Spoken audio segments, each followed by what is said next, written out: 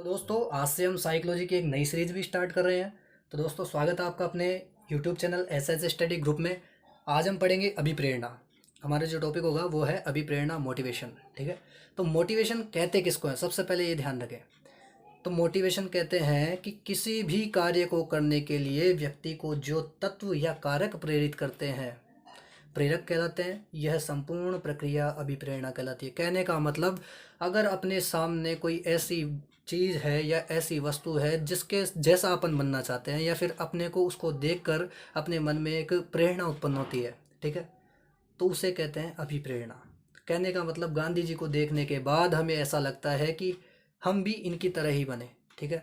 या फिर भगत सिंह को देखने के बाद हमारे मन में यही प्रेरणा आती है कि हम भी देश के लिए कुछ करें, तो उसे क्या कहेंगे, अभिप्रेरणा। या फिर कोई आईएएस या आरएएस अधिकारी हमारे सामने होता है तो हम सोचते हैं कि हम भी पढ़ लिख कर ऐसे ही बने, तो ये होती है अभिप्रेरणा। तो दोस्तों मैंने उदाहरण सहित आपको बताया है, ठीक है। तो ये था अभिप्रेरणा का मेन, सबसे मेन बेसिक यही था, मोटिवेशन, ठीक है। फिर आगे देखते हैं हम कि इसका जो नाम का उद्भव है वो कैसे हुआ है। तो ये लैटिन भाषा, एक लैटिन भाषा होती है, ठीक है। लैटिन भाषा के अंदर, लैटिन भाषा के अंदर है मोटम, ठीक है, या फिर मोवेयर। मोटम या मोवेयर, ये दो शब्द हैं, परीक्षा में पूछते हैं, ठीक है, कि अभिप्रेरणा या मोटिवेशन लैटिन भाषा के किन शब्दों से बना है। तो मोटम या मोवेयर, तो ये दोनों शब्द, इन दोनों शब्दों से बना है, ठीक है। तो ये ध्यान रखें। और इनका जो मतलब होता है इंग्लिश के अंदर होता है टू मूव, ठीक है। और इसको हिंदी में बोलते हैं हम गति प्रदान करना। कहने का मतलब, अपन यहाँ पर है और हमारा लक्ष्य यहाँ पर है, ठीक है। यहाँ से यहाँ तक जाने में जो सफ़र है, सफ़र जो रास्ता है, वो क्या है, अभिप्रेरणा, मोटिवेशन, ठीक है। और यहाँ पर यह गति प्रदान करता है, ठीक है, ये गति प्रदान करने का कार्य करता है। तो ये चीज़ आपको समझ में आ गई होगी। तो दोस्तों आगे देखते हैं हम इसकी विशेषताएं। विशेषताएं किस प्रकार है, तो देखिए कि अभिप्रेरणा जीवन का आधार है। ये शब्द, ये लाइनें जिसलिए बता रहा हूँ मैं कि परीक्षा में पूछ लिया जाता है कि निम्न में से अभिप्रेरणा की विशेषता नहीं है, ठीक है। ज़्यादातर नहीं वाले ही पूछते हैं, ठीक है। तो हम कंफ्यूज हो जाते हैं, इसलिए मैं सारी लाइनें एक बार बता ही देता हूँ, ठीक है। तो अभिप्रेरणा जीवन का आधार है, ठीक है। तो ये ध्यान रखिए आप कि अभिप्रेरणा है वो जीवन का आधार है। बिना मोटिवेशन के आप कोई कार्य नहीं कर सकते। कहने का मतलब, इस लाइन का अर्थ यही है, ठीक है, कि आधार सबसे बेसिक मोटिवेशन होता ही है। चाहे कैसा भी हो, घर वाले दें, अपने आंतरिक अभिप्रेरणा हो, चाहे कोई सा भी हो, ठीक है। सेकंड है अधिगम की सुनहरी सड़क। कहने का मतलब है कि ये सड़क का कार्य करती है।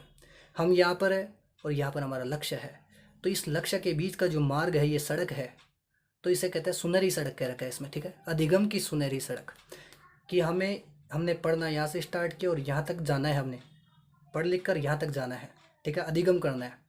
तो कहने का मतलब, वो जो मार्ग होगा वो होगा सुनहरी सड़क। आगे इतनी बात समझ में। थर्ड है हमारा अधिगम का हृदय, ठीक है। अधिगम जो हम करते हैं किसी भी चीज़ का, तो अधिगम क्या होता है, व्यवहारगत परिवर्तन, ठीक है। व्यवहारगत परिवर्तन को अधिगम कहते हैं। तो अधिगम का हृदय कहलाता है क्या, अभिप्रेरणा, मोटिवेशन। फिर है अभिप्रेरणा एक क्रमिक प्रक्रिया है। क्रमिक का मतलब होता है बिल्कुल क्रम से चलती है, यूं करके, ठीक है, एक के बाद एक, एक के बाद एक, एक के बाद एक चलती रहती है। तो अभिप्रेरणा एक क्रमिक प्रक्रिया है, ठीक है। फिर आगे देखते हैं, यह ध्यान केंद्रित प्रक्रिया है। आप एक बात बताओ कि मोटिवेशन, जब किसी भी, जो कहीं पे भी आप कोई सा भी सोर्स देख लीजिए जहाँ पर आपको मोटिवेशन मिल रहा है, ठीक है, या तो कोई टीचर आपको समझा रहा है, या फिर कोई वक्ता आपको ऐसे कोई मोटिवेट करने वाला है, वो आपको कुछ बता रहा है, तो आप कितना ध्यान केंद्रित कर लेते हो उस चीज़ पे, ठीक है। यानी आपका ध्यान ही तो केंद्रित करना चाहता है वो, कि आपका लक्ष्य क्या होना चाहिए, ठीक है। तो यह ध्यान केंद्रित प्रक्रिया है। यानी आपको मोटिवेशन लेना है या फिर मोटिवेट होना है तो ध्यान केंद्रित करना ही पड़ेगा। ध्यान केंद्रण ही है एक तरह से, ठीक है। फिर आगे देखते हैं हम, लक्ष्य प्राप्ति या उद्देश्य प्राप्ति तक चलने वाली प्रक्रिया, कि हमारा लक्ष्य यहाँ पर है और अभी तक हम यहाँ पर है, हमें अधिगम करके यहाँ तक जाना है, तो इसके बीच का ये मार्ग कितनी बार आई है ये बात, ठीक है, बस लाइनें चेंज हो रही है और कुछ ही नहीं है। तो यहाँ तक की जाने वाली प्रक्रिया, उद्देश्य प्राप्ति तक की जो प्रक्रिया है वो मोटिवेशन है, ठीक है। आई इतनी बात समझ में। अब देखते हैं आगे, यह एक साधन है ना कि साध्य। यानी कि हम अभी यहाँ से यहाँ तक जा रहे हैं, अगर मान लो हमारा घर यहाँ पर है, ठीक है, घर का मतलब हम अभी निचले स्तर पर है, ठीक है, हमें यहाँ पर जाना है, यहाँ का मतलब है कि हमें हमारे लक्ष्य तक पहुँचना है, ठीक है, या फिर किसी भी संस्था पे जाना है, तो हम किससे जाएंगे, बस से, ठीक है, या फिर बस कुछ भी साधन बीच का, ठीक है, तो इसे कहेंगे साधन। अब ये साधन क्या है यहाँ पर, ये है मोटिवेशन। इस मोटिवेशन के द्वारा ही हम अपने लक्ष्य को प्राप्त करेंगे। ठीक है, तो ये हो गया कि ये लाइन बहुत इंपॉर्टेंट है, आप इसे ध्यान रखें कि ये एक जो मोटिवेशन होता है ना, वो एक साधन है, ना कि साध्य। साध्य का मतलब लक्ष्य होता है, ठीक है, कि साध्य नहीं है, ये एक साधन है। अब देखिए आगे, यह आंतरिक अवस्था होती है। ठीक है, यह एक आंतरिक अवस्था होती है, किसी भी व्यक्ति के अंदर एक आंतरिक अवस्था होती है, मोटिवेशन अंदर से उत्पन्न होता है। दूसरा वाला व्यक्ति अगर मोटिवेट कर रहा है तो भी आप अपने अंदर से ही मोटिवेट होंगे। ठीक है, तो ये चीज़ ध्यान रखें आप। ठीक है, तो आंतरिक अवस्था होती है जो काल्पनिक होती है। काल्पनिक का मतलब कि अपन मन ही मन में पहले सोच लेते हैं कि हमारा लक्ष्य क्या होगा, हम पूरे प्लान बना लेते हैं ऐसे कि ऐसे। ठीक है, कि हमें यहाँ पर आज आज हम इस स्तर पे हैं, कल इस स्तर पर होंगे। ठीक है, तो ये सब क्या है, एक काल्पनिक चीज़ होती है। पहले दिमाग के अंदर हम उसे सेट कर लेते हैं, फिर उसके अनुसार कार्य करते हैं। तो ये क्या हो गया, मोटिवेशन। मोटिवेशन की विशेषताएं इतनी मैंने बता दी है। तो अब देखिए मोटिवेशन का जो चक्र है, अभिप्रेरणा का जो चक्र है वो देखिए किस प्रकार है। हाँ, तो अभिप्रेरणा का जो चरण है, चक्र एक तरह से चरण ही मान लीजिए आप तीनों। ठीक है, तो चरण में क्या होगा, यहाँ पर 3 चरण होते हैं इसके अभिप्रेरणा के। ठीक है, 3 पार्ट होते हैं। क्या क्या होते हैं, सबसे पहला जो चरण होता है इसका होता है आवश्यकता। आपने सुना भी होगा, आवश्यकता आविष्कार की जननी होती है। ठीक है, बहुत बार सुना होगा। तो वो चीज़ अब यहाँ पर ही आएगी। ठीक है, यहाँ पर भी आएगी वो चीज़, कैसे आएगी, तो आवश्यकता, अगर किसी व्यक्ति को कोई आवश्यकता पड़ती है सबसे पहले, ठीक है, तभी तो वो कार्य करेगा। फिर बाद में चालक। चालक का मतलब ड्राइव। इंग्लिश वाले ये ज़्यादा याद रखें। ठीक है, क्योंकि इंग्लिश वाले शब्द ज़्यादा बहुत कम बदलते हैं परीक्षाओं में। ठीक है, लेकिन ये वाले हिंदी वाले बहुत ज़्यादा कंफ्यूज करते हैं। जैसे यहाँ पे देख लीजिए, चालक को और क्या कहते हैं, अंतर्नोद और प्रणोद।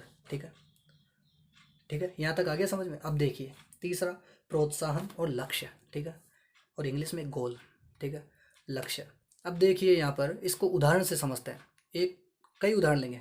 ठीक है, तो पहला उदाहरण लेते हैं हम कि किसी व्यक्ति ने फिल्म में देखा कि एक्टर की बॉडी बहुत अच्छी है, मेरे को भी ऐसी ही बनानी है। ठीक है, अब एक्टर की बॉडी देख के वो ऐसे बोलता है, मन ही मन में सोचता है कि मैं भी ऐसी ही बॉडी बनाऊँ। वो उससे पड़ी आवश्यकता कि मुझे भी इतना ही सुंदर दिखना है। आवश्यकता पड़ी। आवश्यकता के बाद में चालक, उसके ऊपर दबाव बनेगा मन ही मन में कि मैं कैसे बनाऊं। ठीक है, और दबाव के अंदर वो कार्य भी करेगा। ठीक है, वो जिम ज्वाइन करेगा। ठीक है, कर लिया उसने जिम ज्वाइन। इतना करने के बाद जब वह पूरा काम करता रहेगा, एक्सरसाइज करता रहेगा उस दबाव के कारण, तो लास्ट में अंत में उसको प्रोत्साहन के बदले वैसी बॉडी, उस एक्टर जैसी बॉडी बन करके आ जाएगी। लगभग वैसी ही आई, कहने का मतलब फिक्स नहीं है सेम वैसा ही आए, लेकिन वह सेटिस्फाई हो जाएगा। ठीक है, तो ये था पहला उदाहरण।